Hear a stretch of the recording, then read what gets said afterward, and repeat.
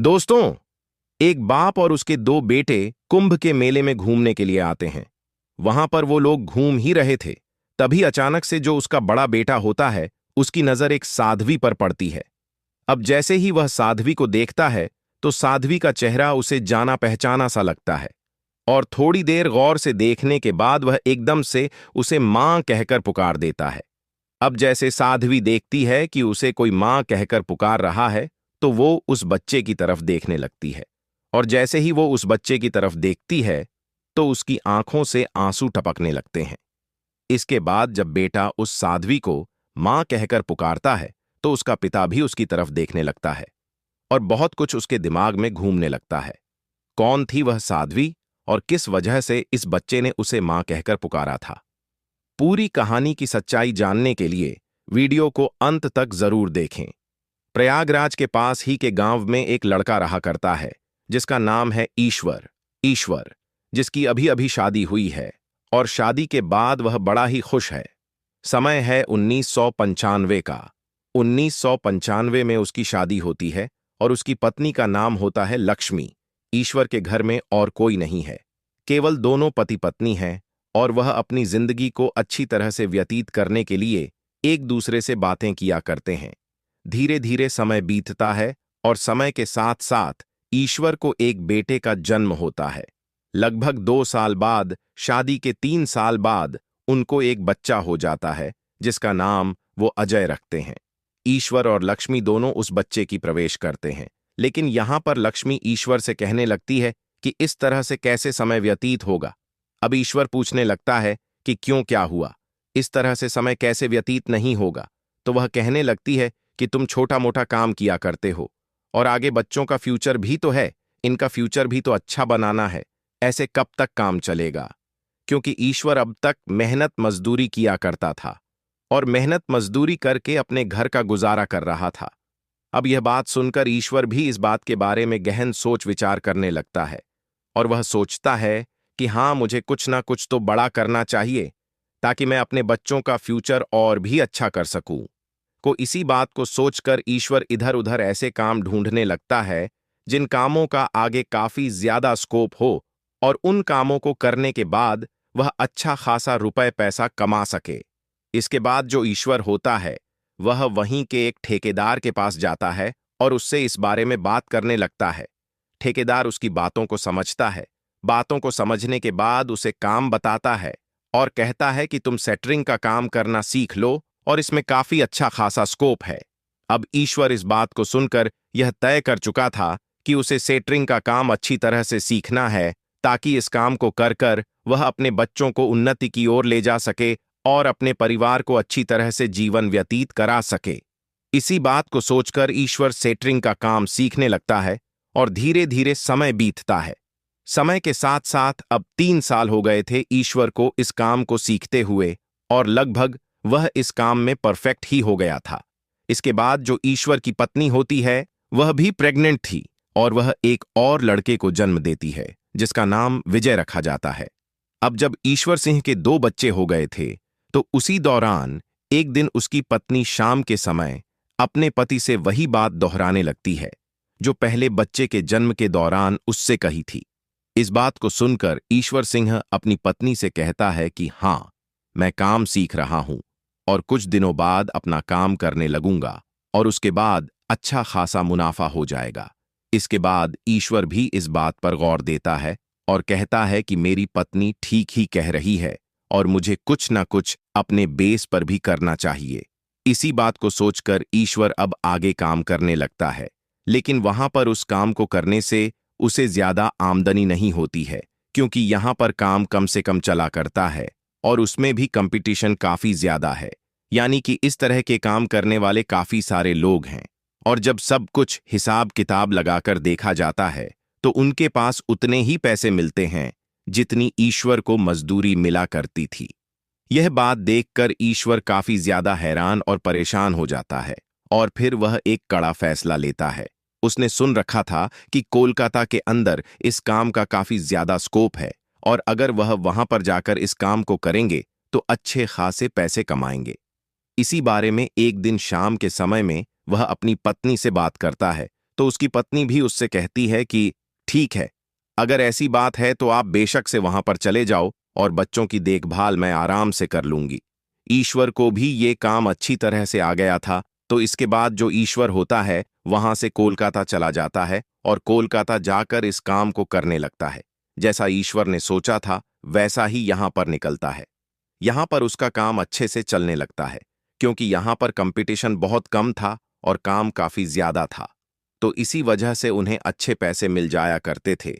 ईश्वर ने अपने साथ अपने गांव के कुछ व्यक्तियों को भी अपने पास लगा लिया था, जो कि उसका काम में हाथ बटाया करते और वह भी उस काम से अच्छा खासा पैसा कमा रहे थे। इसके बाद धीरे धीरे समय बीतता है और ईश्वर को वहां पर रहते हुए लगभग 5 साल बीत जाते हैं। 5 साल तक लगातार ईश्वर अपने बच्चों की परवरिश के लिए अपनी पत्नी के पास पैसा भेजता रहता है और उससे फोन पर हालचाल पूछ लिया करता है। लेकिन 5 साल बाद अचानक से गांव से उसके बच्चे का फोन आता है, यानी कि जो उसका बड़ा वाला लड़का अजय था उसका उसके पास फोन आया था और वह कहता है कि पिताजी, जब हम स्कूल से आए तो घर के अंदर हमें मम्मी कहीं भी नहीं मिली। अब इस बात को सुनकर विजय थोड़ा सा हैरान और परेशान हो जाता है और उसके बाद अपने बेटे को समझा देता है। कहता है कि बेटा, हो सकता है कहीं बाहर गई होगी, 1-2 घंटे में आ जाती है, वरना सुबह तक तो आ ही जाएगी। ऐसा कहकर उसने अपने बच्चों को समझा दिया था और जो गांव के व्यक्ति उसके पास काम किया करते थे उनके ही घर में से किसी महिला को अपने घर भेज देता है और कहता है कि मेरे बच्चों का ख्याल रखना। इसके बाद जो उसके साथ साथ काम किया करता था, एक व्यक्ति उसकी पत्नी उसके घर चली जाती है और बच्चों को संभाल लेती है। दूसरा दिन होता है और दूसरे दिन भी सुबह सुबह जब वह फोन करके पता करता है तो अभी तक भी उसकी पत्नी घर नहीं आई थी। अब यह बात ईश्वर को विचलित कर देती है और वह सोच विचार करने लगता है कि आखिर उसकी पत्नी गई तो गई, कहां और क्या हुआ है।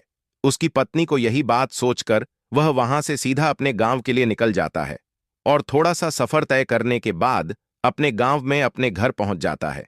घर जाने के बाद वह बच्चों से बात करता है और उनसे पूछता है कि बेटा, तुम्हारी मम्मी आखिर कहां जा सकती हैं।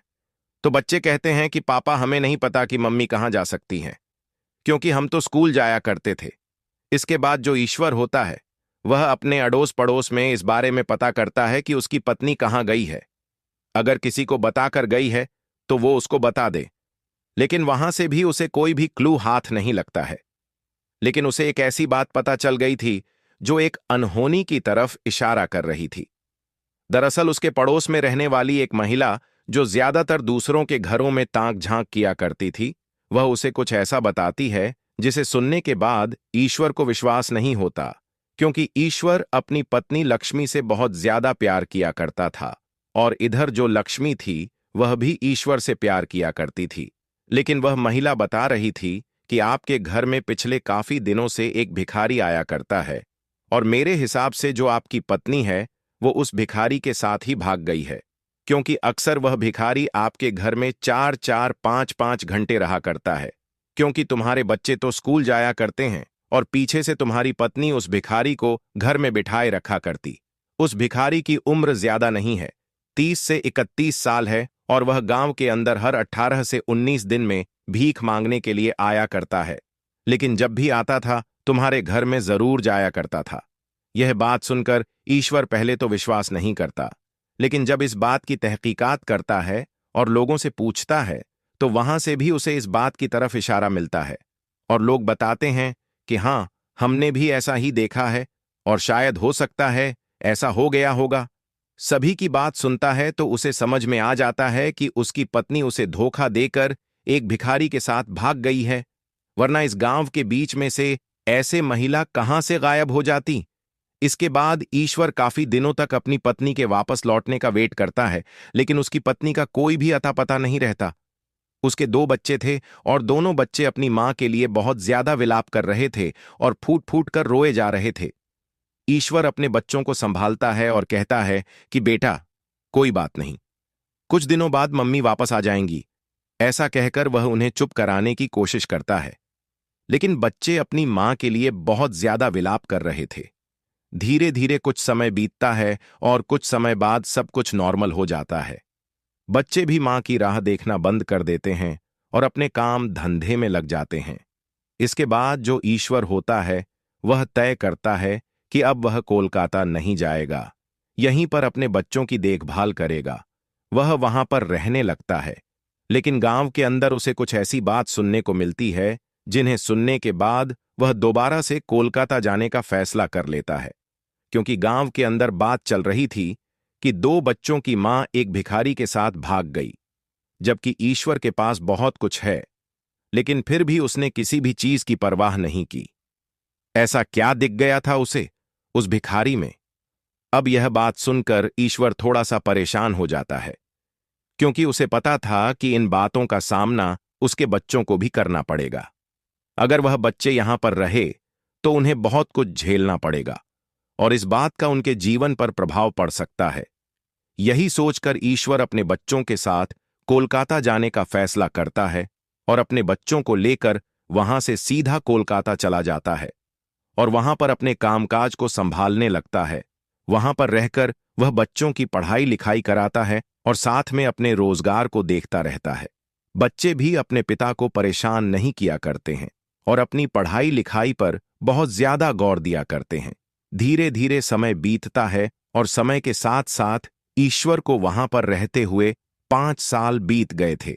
यानी कि अब समय आ गया था 2016 का। 2016 के स्टार्टिंग में ही एक दिन शाम के समय पूरा परिवार बैठकर टीवी देख रहा था। यानी कि ईश्वर और उसके दोनों बच्चे टीवी पर एक मूवी देख रहे थे। उस मूवी के अंदर अचानक से कुंभ के मेले का जिक्र आता है। अब इस बात को सुनकर जो उसका बड़ा बेटा अजय होता है वह अपने पिता से पूछने लगता है कि पिताजी, यह कुंभ का मेला क्या होता है? अब जब पिता देखता है कि बेटे यहां पर रहने के बाद अपनी संस्कृति, अपनी सभ्यता को भूलते जा रहे हैं, तो वह उन्हें बताने लगता है कि बेटा, कुंभ का मेला इस तरह से होता है और वहां पर बहुत ज्यादा लोग आते हैं और सभी लोग मिलजुल कर रहा करते हैं। दरअसल उस मूवी के अंदर एक ऐसा सीन था जहां पर एक व्यक्ति कहता है कि मेरा जुड़वा भाई कुंभ के मेले में बिछड़ गया और उसके बाद अब मैं उसे ढूंढता फिर रहा हूं। तरह तरह के वे भेष बनाता है और बार बार उस मूवी के अंदर कुंभ के मेले का जिक्र आ रहा था। तो पिता अपने बेटे को कुंभ के मेले के बारे में सब कुछ समझा देता है और बता देता है कि बेटा, ऐसे ऐसे कुंभ का मेला होता है। तभी बेटा कहने लगता है कि पिताजी, क्या हम भी कुंभ का मेला देख सकते हैं?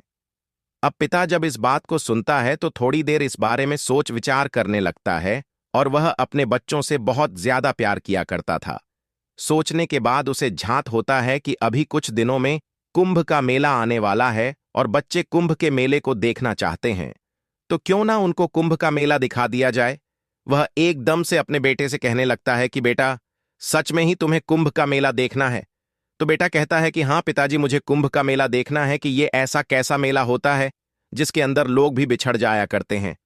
तो उसके बाद पिता अपने दोनों पुत्रों से कुंभ के मेले में चलने की तैयारी करने के लिए कहने लगता है।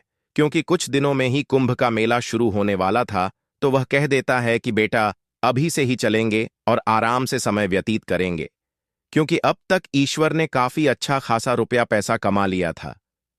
तो वह कहता है कि काफी दिन वहां पर रुक कर आएंगे और कोई भी कैसी भी दिक्कत नहीं है। बेटे इस बात को सुनकर एकदम से खुश हो जाते हैं और अपने पिता को गले से लगा लेते हैं। पिता अपने बेटों को गले से लगाते हुए उसकी आंखों से आंसू टपकने लगते हैं, क्योंकि कभी ना कभी उसकी पत्नी ने भी इस कुंभ के मेले को देखने के लिए कहा था, लेकिन वो परिवार की जिम्मेदारियों के चलते इस मेले को अपनी पत्नी को नहीं दिखा पाया था। इसके बाद पूरा परिवार अच्छी तरह से तैयार होता है और तैयार होने के बाद पिता अपने दोनों बच्चों को लेकर कुंभ का मेला दिखाने के लिए निकल देता है। अब वहां से आने में उन्हें काफी समय लगता है और वैसे भी रास्ते में वो रुक रुक कर आ रहे थे। जहां पर भी कोई घूमने फिरने लायक जगह होती थी वहां पर वह रुक जाया करते और घूमते फिरते हुए कुंभ के मेले तक पहुंच जाते हैं। वहां पर जाने के बाद जो पिता होता है वो वहां पर ठहरने का इंतजाम कर लेता है और अपने बच्चों को कुंभ के मेले की प्राथमिकताएं बताने लगता है कि किस वजह से मनाया जाता है और क्या क्या महत्व होता है यहां पर आने का और क्यों हमें यहां पर आना चाहिए। ऐसी बातें करते हुए पिता अपने दोनों पुत्रों को लेकर मेले में घूम रहा था, लेकिन तभी उसका बड़ा बेटा जो अजय होता है उसकी नजर एक साध्वियों के झुंड पर पड़ती है, जिसमें से एक साध्वी को वह बड़ी गौर से देख रहा था। थोड़ी देर उसे गौर से देखने के बाद वो एकदम से जोर से मां कहकर उसे आवाज लगाता है। अब इस आवाज को सुनकर जिस साध्वी की तरफ वह देख रहा था, वह भी उसकी तरफ देखने लगती है। इधर जो उसका पिता था, वह भी अपने बेटे की तरफ देखने लगता है। लेकिन साध्वी जैसे ही उस बच्चे को देखती है और साथ में खड़े हुए ईश्वर को देखती है, तो उसकी आंखों से आंसू टपकने लगते हैं। दरअसल दोस्तों, सामने जो साध्वी थी वह और कोई नहीं, ईश्वर की वही पत्नी थी जो 5 साल पहले उसके घर से एकदम से गायब हो गई थी और लोग बता रहे थे कि भिखारी के साथ भाग गई है। अब ईश्वर जैसे ही अपनी पत्नी को देखता है और थोड़ी देर गौर से देखने के बाद वह भी उसे पहचान लेता है। इसके बाद ईश्वर के दिमाग में ढेर सारे सवाल है। वह अपनी पत्नी से पूछना चाहता है कि वो इतने दिनों तक कहाँ थी, क्या गांव वाले जो कह रहे हैं वो सच है या नहीं है। इसी वजह से ईश्वर अपने दोनों बच्चों को लेकर उस साध्वी के झुंड की तरफ बढ़ने लगता है। इधर जो वह साध्वी होती है, उस झुंड में से निकलकर ईश्वर के पास आ जाती है। दोनों एक दूसरे के आमने सामने खड़े हो जाते हैं। तभी जो बेटा अजय होता है, वह कहता है कि मां, तुम कहाँ चली गई थी? पता है, हमने तुम्हें कितना याद किया है। इस बात को सुनते ही जो साध्वी होती है, वह एकदम से फूट फूट कर रोने लगती है और कहती है कि बेटा, मेरी मती मारी गई थी, इसी वजह से मैं तुम्हें छोड़कर आ गई थी। ऐसा कहते हुए वह फूट फूट कर रोने लगती है। लेकिन तभी जो ईश्वर होता है, वो सबसे पहले उसे चुप कराता है और कहता है कि सबसे पहले तो चुप हो जाओ और चुप होने के बाद सही सही बताओ कि तुम कहाँ गई थी और अब तक तुम्हारे साथ क्या क्या हुआ था।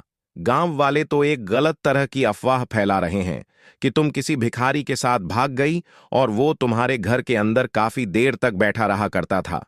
इसके बाद जो लक्ष्मी है, वो अपने बीती दिन ईश्वर को बताने लगती है और कहती है कि हाँ, यह बात मैंने भी सुनी थी और इस बात को सुनने के बाद ही मैं आप लोगों से मिलने के लिए नहीं आई थी। वह कहती है कि सच में मैं उस भिखारी के बहकावे में आ गई थी। उसने मुझे कहा था कि मोक्ष अलग चीज है और मोक्ष के लिए अपने घर परिवार को छोड़ना पड़ता है, तभी हमारा दूसरा जन्म अच्छा होता है। इन सभी बातों का मेरे दिमाग पर बहुत गहरा असर पड़ता है और इसी वजह से मैं अपना सब कुछ छोड़कर उस भिखारी के साथ चली गई थी मोक्ष की प्राप्ति के लिए। लेकिन जैसे ही मैं उसके साथ जाती हूं, तो लगभग 8 से 10 दिन के बाद मुझे उसका असली चेहरा दिखाई देता है। वो मेरा गलत फायदा उठाना चाहता था और जैसे ही मुझे इस बात का पता चला, तो मैं जैसे तैसे करके उससे जान छुड़ाकर भाग आई और दोबारा से जब अपने गांव में पहुंची, तो वहां पर मेरे बारे में यह अफवाह उड़ रही थी, जिस अफवाह को तुम अब बता रहे हो।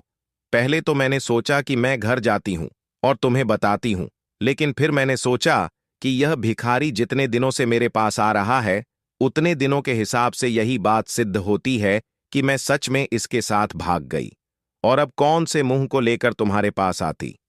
इसी बात को सोचकर मैं वहां से वापस आ जाती हूं और ऐसे ही इधर उधर अपना समय व्यतीत करने लगती हूं और घूमते घूमते मुझे ये साधवियों का झुंड मिल जाता है, जहां पर यह सभी अपना समय व्यतीत कर रही हैं। इसी तरह से हम लोग भिक्षा मांगा करते हैं और भिक्षा मांगकर अपना समय व्यतीत किया करते हैं। इसके बाद मैं इन लोगों के साथ आ गई और यहीं पर अपना जीवन बिताने लगी। तो इसी वजह से मैं इन साध्वियों के साथ ही रहा करती हूं और यहीं पर अब तक का समय मैंने इनके साथ बिताया है। इस बात को सुनकर जो ईश्वर था, वह भी बहुत ज्यादा परेशान हो जाता है और अपनी पत्नी को झट से अपने गले से लगा लेता है। कहता है कि लक्ष्मी, मुझे तो पता था कि ऐसा नहीं हो सकता, लेकिन लोगों की बात का मुझ पर भी इफेक्ट पड़ा था और इसी वजह से मैं अपने बच्चों को लेकर वहां से कोलकाता रहने लगा, ताकि इनकी जिंदगी में कोई भी कैसी भी कठिनाई ना आए। क्योंकि जब इन्हें पता चलेगा कि इनकी मां एक भिखारी के साथ भाग गई, तो इन लोगों के जीवन पर उसका बहुत बुरा इफेक्ट पड़ेगा।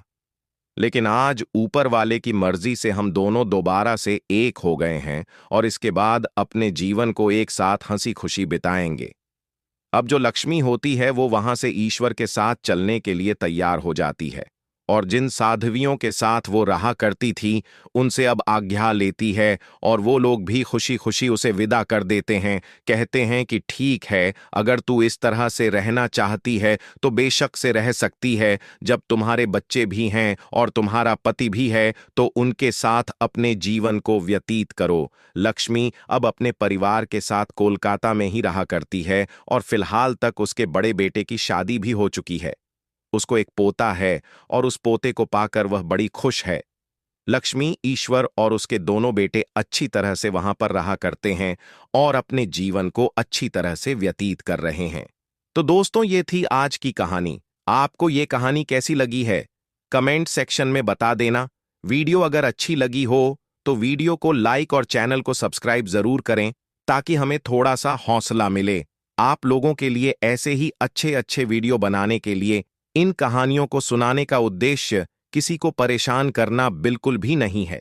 यह कहानी आपको इसलिए सुनाई जाती है ताकि आप लोग इन कहानियों में से कुछ ना कुछ सीख सको और अपने जीवन में उस चीज को अप्लाई कर सको। मिलते हैं किसी नेक्स्ट वीडियो में नए टॉपिक के साथ। तब तक के लिए जय हिंद, जय भारत। आप सभी दोस्तों का बहुत बहुत धन्यवाद।